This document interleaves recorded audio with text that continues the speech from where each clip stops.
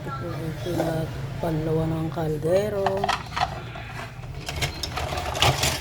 Sabi kasi ng nawasa ay magsipi. Kaya gamit muna tayo ng panggana. Itong ginagamit kong tubig na ito ay pinagpanlawan ng mga kaldero. Tapos sa pinagpanlawan ng kaldero, syempre pag kumain ka may mga tira-tira.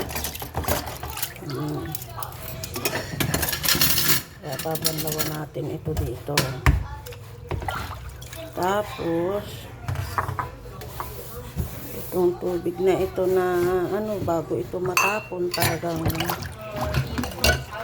gamit na gamit, kumbaga